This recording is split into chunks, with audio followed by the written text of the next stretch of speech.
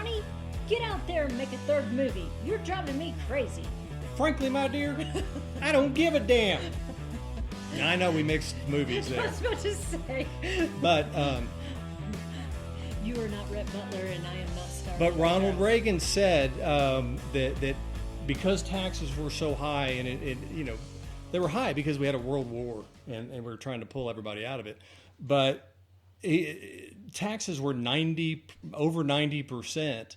He said, I'd rather, he said, I don't even care if it's gone with the wind. That was a roundabout way of explaining my bad joke. Anyway, we're going to get into details about what taxes have it looked like throughout the past century, really. I'm Mark McKay. And I'm Marcy McKay. And welcome to Sage Smart Solutions. Please join us weekly to learn new and exciting ways to protect your assets and retire tax-free. So, first of all, for all you millennials out there, Ronald Reagan was our 40th president. And years before that, he was an actor on the big screen.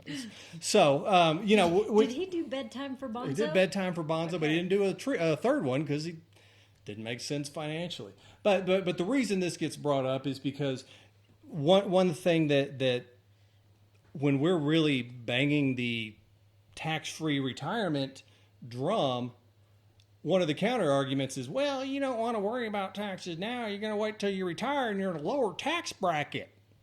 I don't know why your financial planner is Festus, but think about that. They're saying, max out your 401k, put as much as possible in a traditional IRA, your 403b, whatever your tax, because they want you to get that little tax deduction this year, so that you've got more money to give them. When I say them, I'm talking about your broker who's trying to make you broker. He's wanting you to pay tax on the harvest and not the seeds. So Ronald Reagan was making movies, and this, it wasn't just him. There were some of the top earners in the country were actors. And so so is this like during the 40s, the 30s and 40s? Yeah, and a lot of it had to do around the war. And there was kind of a counter argument. Ann Sheridan, who was a big famous actress at that time, came out and said, you know what? I'm sorry that I've only got one salary to give. And in that year, she made $465,000 and paid $300,000 in taxes. Oh, so, wow! But we were going through a world Right. war and fighting fascism and all that. But you just need to look. We're going to take a look at what some of the tax brackets have been throughout the years and why it makes sense to have choices at retirement. Because if you've got all of your assets in these tax deferred buckets, and Congress is running at a $2 trillion deficit, and the country has a $30 trillion debt, do you really think taxes are going down? Right. Granted, your W-2 earnings may be less in retirement, but if you do this correctly, you've got multiple sources of income. And, that are tax-free, they're better protected, and it's just smarter across the board. Yeah, but even if they aren't tax-free, in retirement, you're going to have multiple sources of income. So even though you step down from, as chairman of the board of whatever, and you're no longer making that big salary, you've got your retirement income, you've got some rental properties, you've got some dividend-producing income. All of that's taxable. So you better have your tax-free bucket, right, so that you've got choices. Because if you tap everything out of the tax-deferred buckets, boom, you just have to, now you have to pay taxes on your Social Security. Right. So you need diversification. So let's take a look at what some of the tax brackets. Actually, before we do that, let's look at Ronald Reagan as a way to kind of measure taxes. He rightfully so was like, it doesn't make sense. I can't make a third movie because I'm going to get taxed. And it was like over 200,000 was 90%. There were times when it was 94%. So when you go pay that 24% or that 32%, look at it historically. Right. We've had, the debt and the deficit have just been ramping up steadily for the past 15 years. Do you think taxes are going to go down 5, 10 years? They're not. They're on the paper that they're going to go up in a few years. So right. do some planning, look at it, see what the effect of fees and taxes are doing to your 25% growth, your 25% income, whatever, Dave Ramsey's preaching these days that'll get you that 12%. What are fees? What are taxes going to do to that in retirement? And if you've got all your eggs in one basket, and that basket is sitting there looking really juicy to Congress, right, because they are spending $2 trillion more every year than they bring in, protect yourself. Get some tax-free income for your retirement. How much of your retirement income is guaranteed? So if you made $200,000, you got 150. I don't know what the tax bracket broke right. down there. But if you made $300,000, you only took home 210. Right. So there wasn't a lot of incentive. And the math backs up that really put a damper on entrepreneurial right. Efforts in this country, because everybody thought, oh, well, corporate tax rates are low, so if we're going to go out and do something, we've got to go do it through a corporation. Right. But Ronald Reagan did not like those tax rates, and they stayed there up about 70% until he got into office. In 1981, he started lowering interest rates, tax rates, and they've been kind of in that similar range. We have much fewer brackets than we did back then, but rates are similar to where they've been, really for the past 20 years. So, since this was a Ronald Reagan episode, we should have had a little thing of jelly beans, since that was like... I hadn't thought about the jelly beans. Pretend there's a little thing of jelly beans right there. Who was his wife when he was making the movies? His first wife. Was it Jane Wyman? We should know this. Sure, yeah. And I was thinking that we had a picture of our daughter with Nancy Reagan, but it was Barbara Bush. I'm getting my... presidents. Yeah, so... confused. Anyway, let's take a look at tax rates throughout the 20th century and see, or even into the 21st century, and see how where we are now actually looks fairly affordable. So if you've considered doing a Roth conversion or funding something that will provide tax-free income, rather than get that little bitty hit now of that tax deduction in 2022, let's go take a look.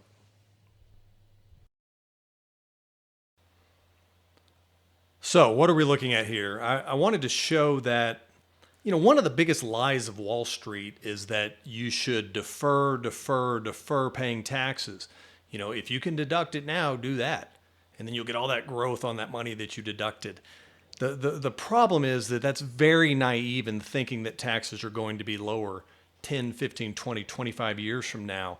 I understand the mentality that, well, I won't be a big power lawyer in 2037, so I won't be in the top tax bracket. Doesn't mean you won't have income. You may not have the same job, you may not have the same earning potential, but if you do this correctly, you will make more money. And so this Wall Street mentality of deferring, first of all, they're very biased, because if you look at it, it makes the most sense to do a Roth conversion or something that has you paying taxes now as opposed to 20 years from now. Well, that reduces their assets under management, which is one of the yardsticks, the benchmarks for how their bonuses are. I mean, there's ledgers. It's velocity and assets under management. It would upset you if you saw how the sausage was made. But when they talk about, defer, we'll be in a lower tax bracket in retirement, that's it just doesn't make sense. The country has a $30 trillion debt, and it's growing by $2 trillion a year. We've got a $2 trillion deficit. Do you really think taxes are going down 10, 15, 20, 25, 30 years from now? The math does not work out for that. So, look at 1980. The top tax rate was at 70%. What would that do? What would 50% do to your retirement plans? If you have $2 million in your traditional IRA and taxes go from 40% to 50%, the math isn't there. So why not structure a plan so that You might not get an immediate tax deduction, which you don't with a Roth either. But we get that compounding. We get that systematic compounding year after year after year. And then we don't pay taxes on it. Doesn't that sound better? Because you know what? I think taxes are going up. If you think 24% or 32%, congratulations, is high, look at where they've been in the past. Talk to your Uncle Charlie about how taxes were in the 80s or the 70s. It just makes sense to plan so that you've got options.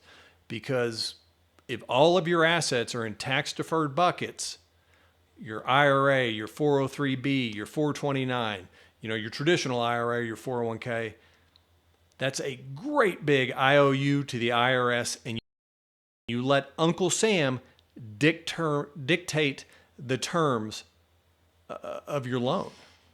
So, they get to choose how much you pay them back, when you pay them back, and what the rate's going to be. So, welcome to the wonderful world of tax deferral. That was impressive. That was interesting and terrifying. It's scary, and I kind of remember the stuff from the 70s with the escalating, with the lines at the gas pump and interest rates being in the. I remember my dad complaining about gas prices in the 70s, big time. I remember my granddad mentioned the first time he paid over $1 for it, but. It just shows you that we are at a historically low tax rate. It may not feel like it, but we really are. And so it makes sense to do the planning now, because when interest rates are high, I keep mixing that up, but when tax rates are higher, your planning options are going to be limited. So.